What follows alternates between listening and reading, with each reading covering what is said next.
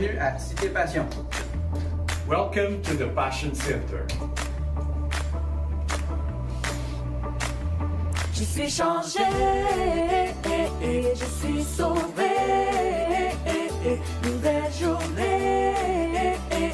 Je suis changé, I've been changed, I've been saved, brand new day. I've been changed, I've been changed.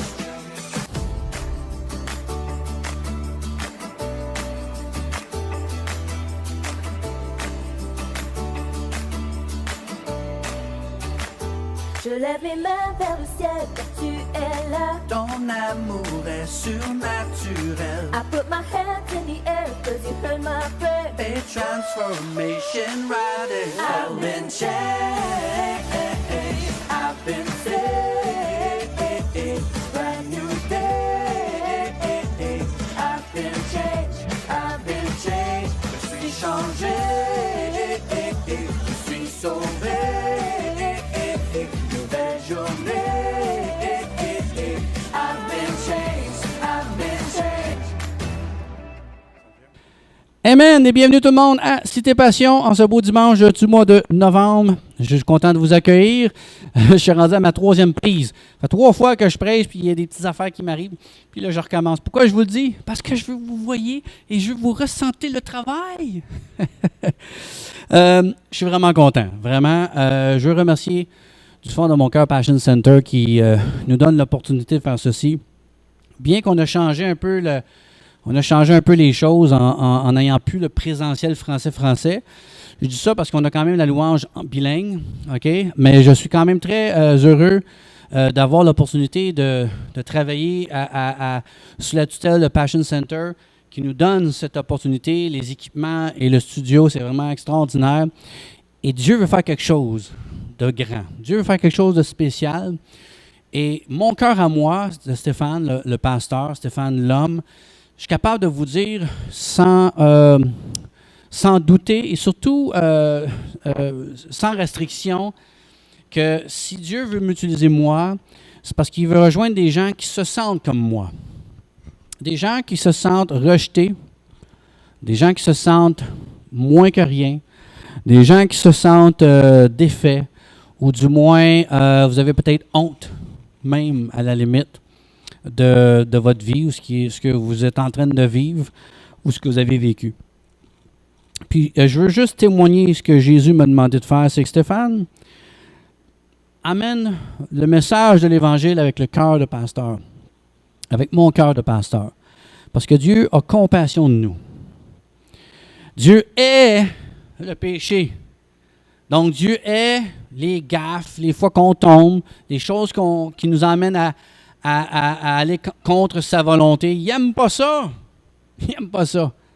Mais il nous aime, nous autres.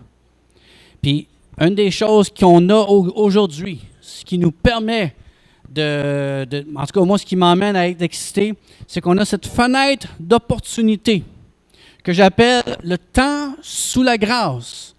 On est sous le temps de la grâce qui, je considère, entre Jésus-Christ et la fin des temps, alors que Jésus est venu, il a ouvert cette fenêtre d'opportunité que vous et moi, on a. L'opportunité de quoi? L'opportunité d'être sauvé, de le recevoir et d'avoir ce ticket qui va nous permettre d'entrer dans le ciel. On a tous, à quelque part dans notre cœur ou dans notre esprit, cette connaissance ou cette sensation, cette existence. Il y a une existence. On sait que ça existe, l'après-mort. On ne sait pas tout à fait c'est quoi. Donc, on a une foi sur quelque chose. Et cette foi-là, ben moi, je la repose dans la parole de Dieu parce que la parole de Dieu a été éprouvée. La parole de Dieu a subsisté à travers les temps, a subsisté à travers les guerres, a subsisté à travers ceux qui l'ont attaqué, ceux qui l'ont dénié, ceux qui ont cherché à la détruire. Et la parole a toujours résisté. Non seulement que la parole a résisté, mais elle s'est toujours prouvée par elle-même. Prophétie par-dessus prophétie, elle s'est accomplie jusqu'à aujourd'hui. Et là, on est en train de vivre une prophétie. Une prophétie que la parole de Dieu nous annonce, qu'on est dans ce temps de la fin. On est dans ce temps de la fin. Puis dans le temps des apôtres, là, on parle de 2000 ans passés, on dit qu'on était proche. Je peux-tu vous dire qu'on est encore plus proche que jamais? Alors, on a cette fenêtre d'opportunité-là, et pour moi, c'est un privilège, et un grand privilège avec Passion Center. Peut-être qu'on n'est pas en présentiel en ce moment. On a pris une décision de faire une réunion combinée les dimanches matins, au moment que je vous parle. Il y a une louange bilingue qui se fait. Je vais prêcher en anglais ce matin, en direct. Pasteur Tony est parti prêcher à Hamilton. Et je le remplaçais donc ce matin. Mais j'ai cru bon de mettre quand même une capsule en français parce que je sais que ce que Dieu veut que je fasse, c'est de rejoindre vous là, toi là, qui se sent seul, délaissé, abandonné, indigne, impur. Et Dieu veut juste te dire, « Hey, écoute-moi donc, je t'aime. Regarde ce gars-là, là. Vois-tu ce gars-là, là? Lui, là, que tu vois dans l'écran, ben, il en a fait des gaffes. Puis, il n'est pas parfait, il est loin d'être parfait. La différence, c'est qu'il a ouvert son cœur et je suis rentré dans sa vie.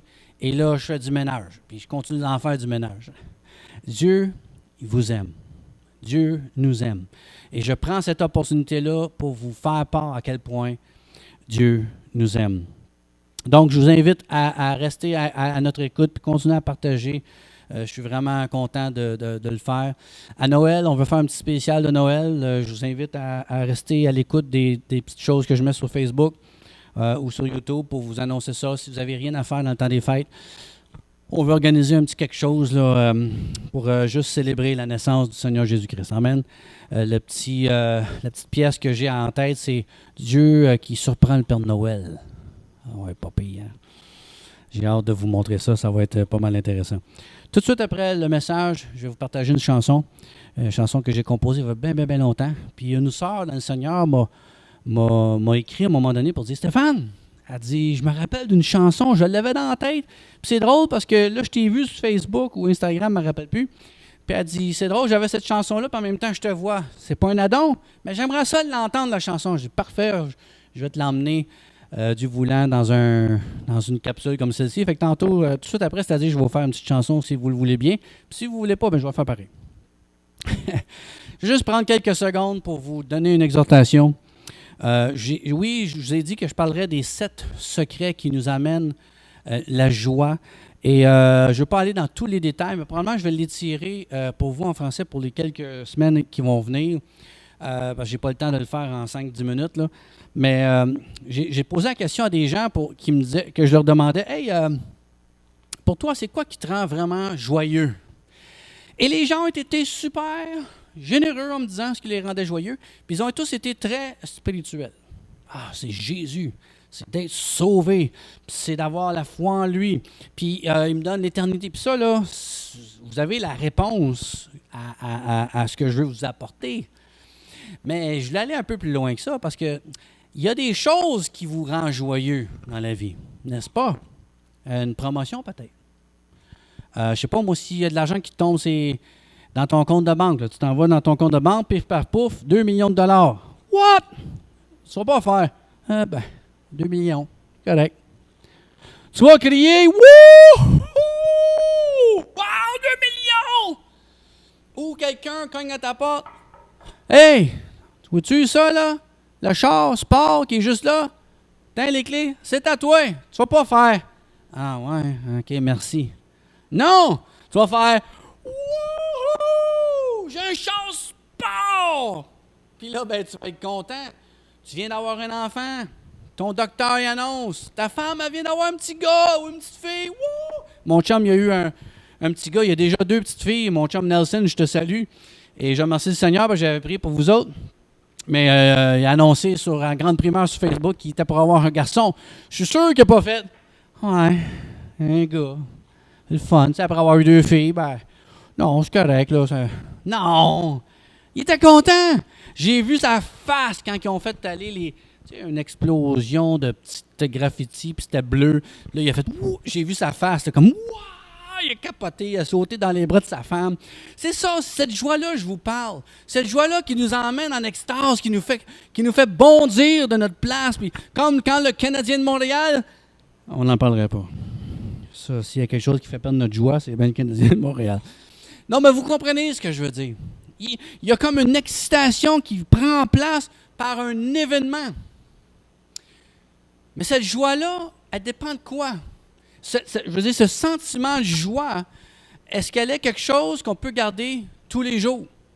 1 Thessaloniciens, le chapitre 5, nous parle « Soyez toujours joyeux ». Ah oui, Steph. Là, tu viens de me dire que si quelqu'un me donne un char, je viens d'avoir un bébé, une promotion, mais quand ces affaires-là n'arrivent pas, bien c'est ça. Quand ces choses-là n'arrivent pas, est-ce que tu es joyeux? Là, il neige. Ben, je veux dire, au moment où j'enregistrais le tape ici, il neige. Est-ce que ça vous rend joyeux? Ah, pas moi.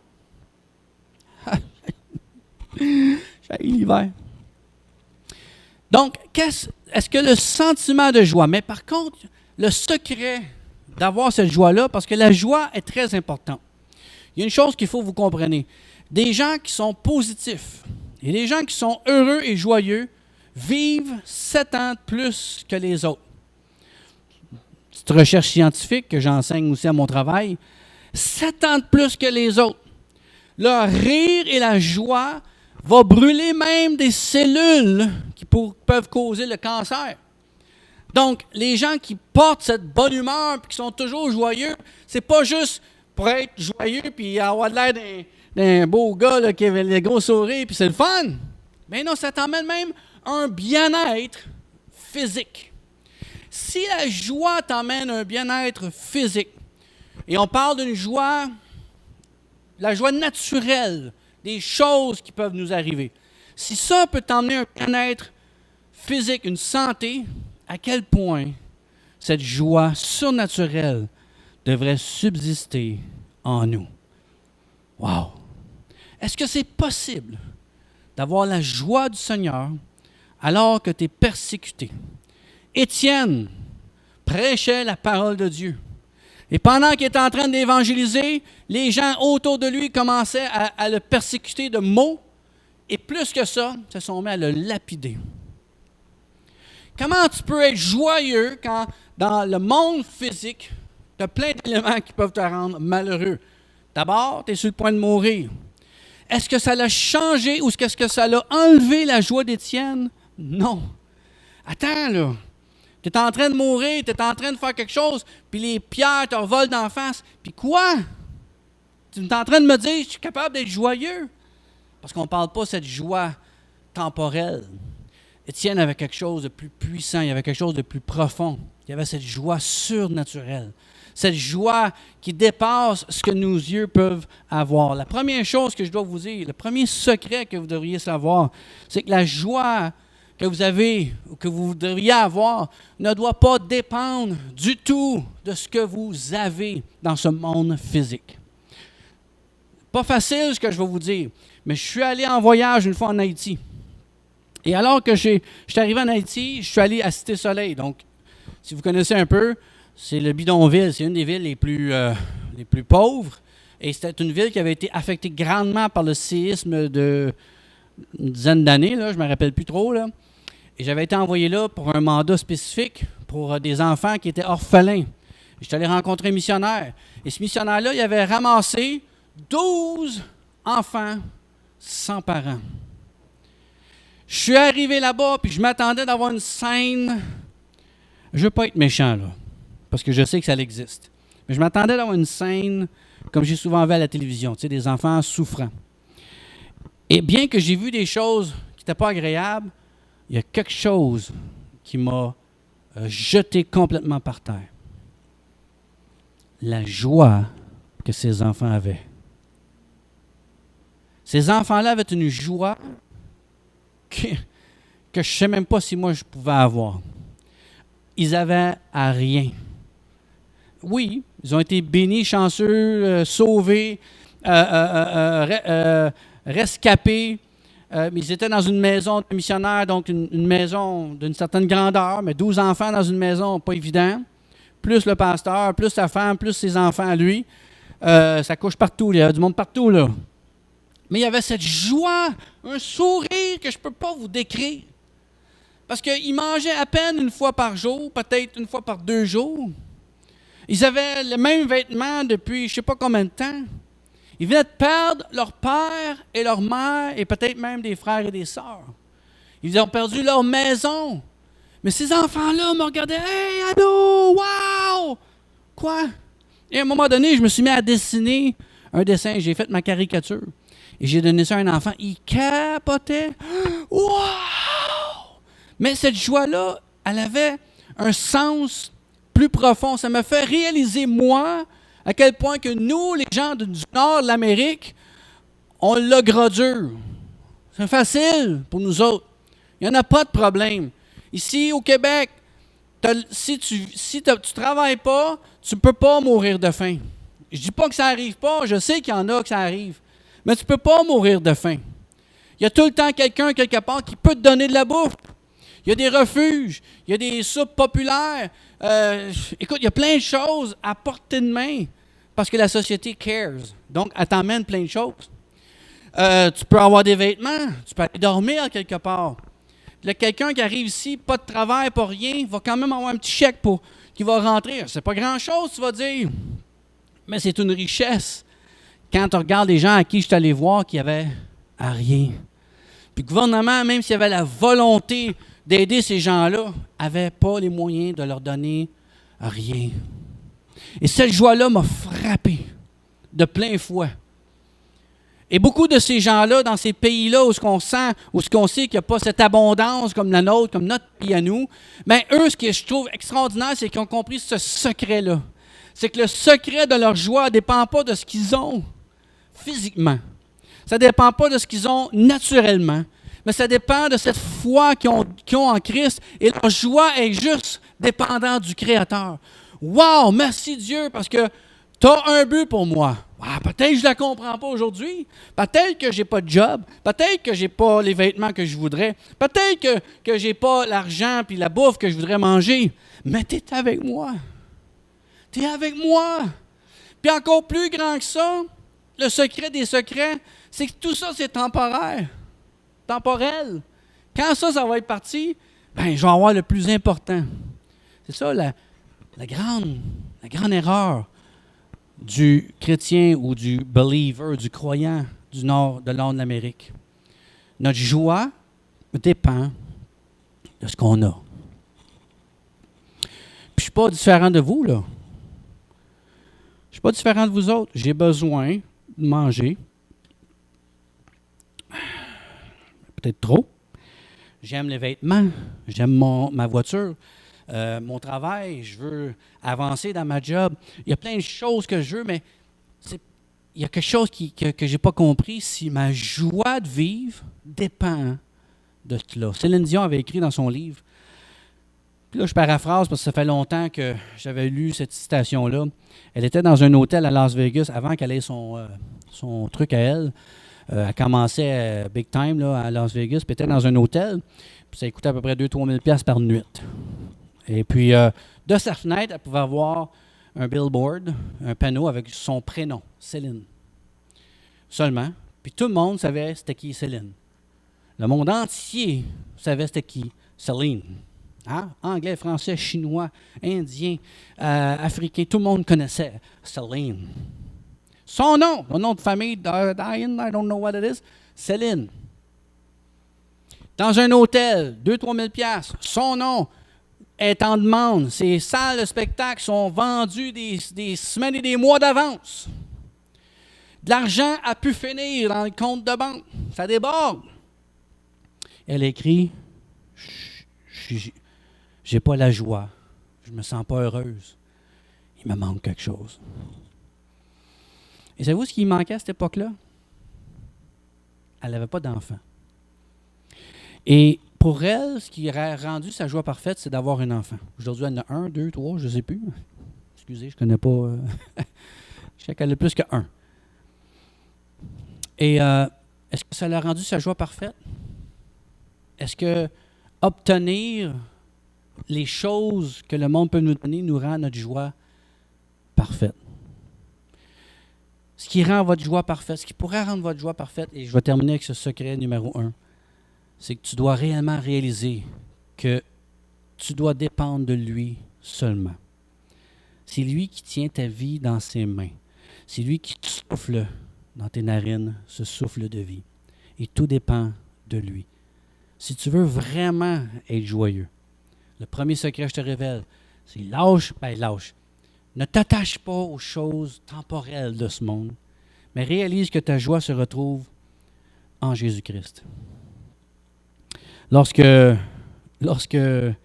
Pierre, Jean et Jacques ont prêché l'Évangile, ils ont accepté Jésus, tu sais, puis ont marché, ils étaient en prison. Maintenant, ils ont été jetés en prison. Vous savez ce que la Bible nous dit? Ils dansaient, ils chantaient, ils louaient Dieu. Ils étaient en prison.